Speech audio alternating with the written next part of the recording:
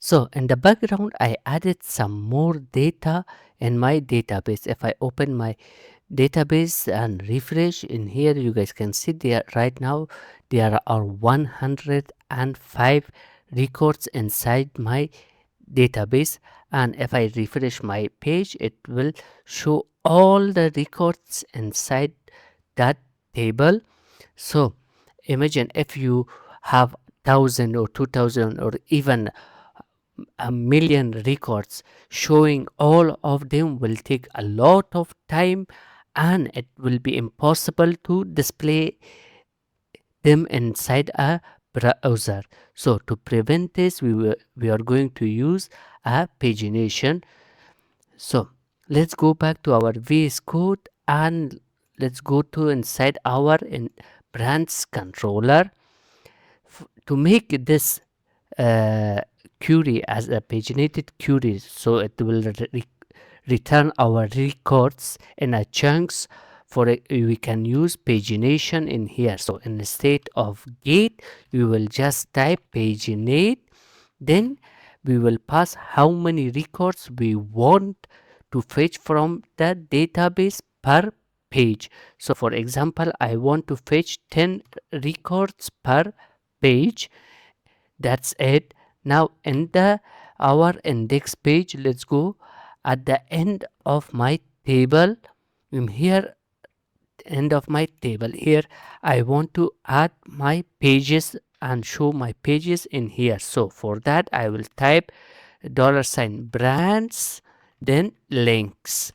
Remember that brands is the same variable name that I sent here. So I write brands links.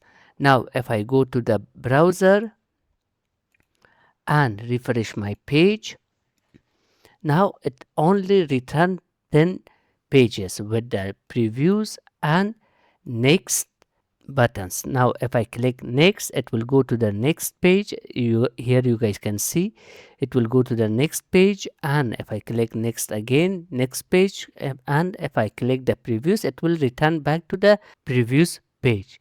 But in here I want my page numbers also. So to show the page numbers, you have to pass pagination : and the version of Bootstrap that you are using. So in my case, I'm going to use the latest Bootstrap, so I will choose Bootstrap 5. Now let's go refresh. Okay, now I got my page numbers also. The reason that it's showing like this, because I have not added the Bootstrap CSS inside my project yet. So let's go inside our main layout, and in the top, in the links in here, I will add the Bootstrap 5 links. So let's go and type here Bootstrap 5 CDN and go to the Bootstrap documentation, then CSS, and just copy this. Now let's go back to our project, paste it here, save.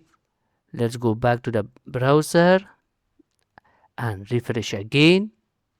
Now as you guys can see, I have my page numbers also.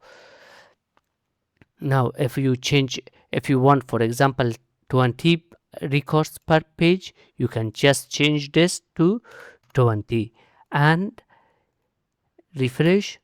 It will show 20 records per page, and also your next previous page numbers, and all of them. But here we have a small problem.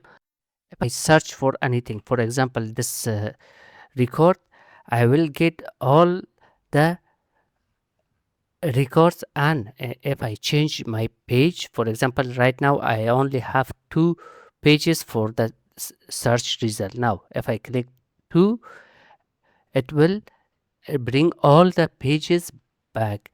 So to prevent this, let's go inside our index, and in here in the pagination, before the links, before this, in here we have to type appends, then request query, and also in my search input.